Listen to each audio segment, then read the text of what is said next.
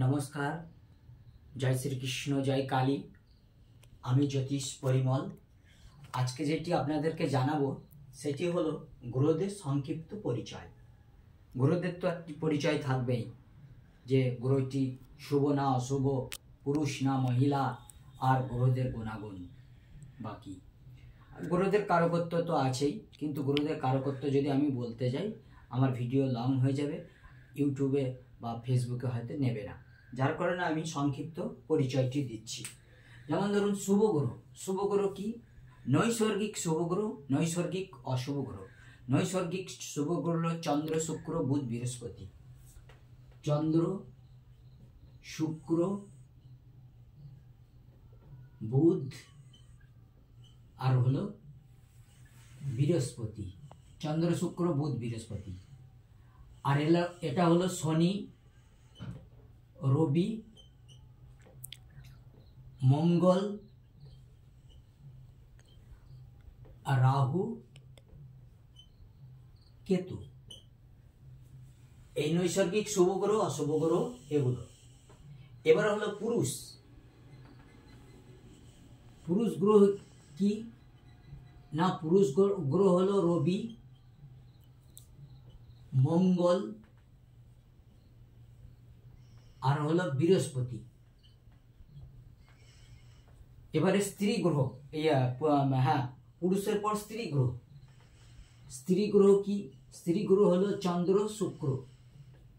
চন্দ্র, শুক্র আর নপুংসক।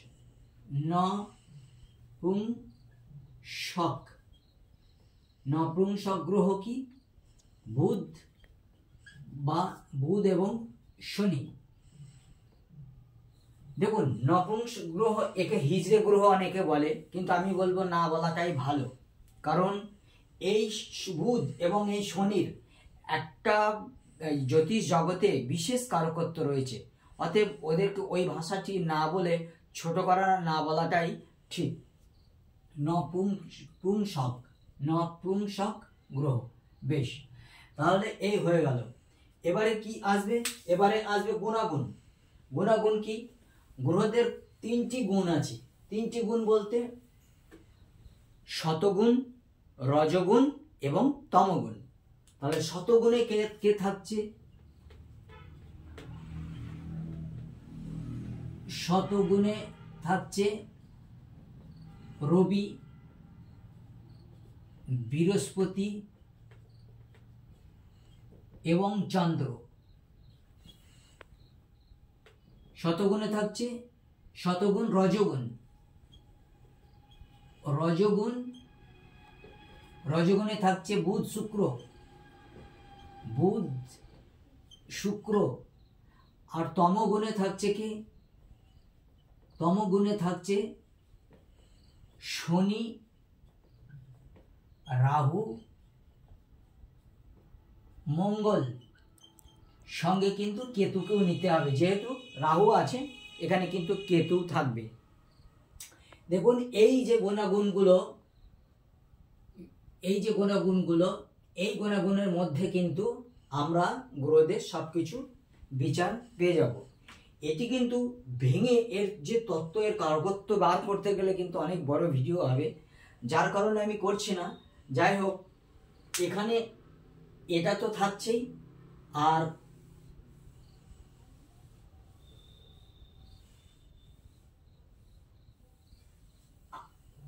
আর একটি বিষয় যেটা থাকবে, সেটি থাকবে যে গ্রহদের মানে যে টেবিলটা আর কি। যাই হোক, আজ আমি আপনাদের এই পর্যন্তই বললাম। এরপরে আমি কি বলবো?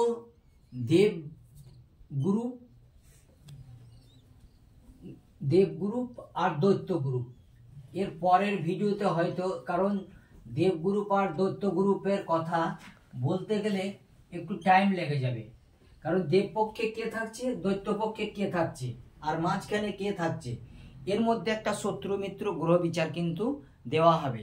এটি আগামী ভিডিওতে আমি করব, ছোট ভিডিওতে হবে না এটা, কারণ এটা যেহেতু শত্রু মিত্র গ্রহ বিচার করা হবে, একটু বড় ভিডিও হবে, যার কারণে আজকে আমি এই পর্যন্তই রাখছি।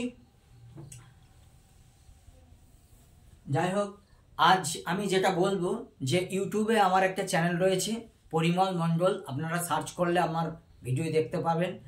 আর ফেসবুকে একটা পেজ রয়েছে জ্যোতিষ বিজ্ঞান পরিমল মণ্ডলের, সেখানে গেলে কিন্তু আপনারা আমার সমস্ত প্রোগ্রাম দেখতে পারবেন।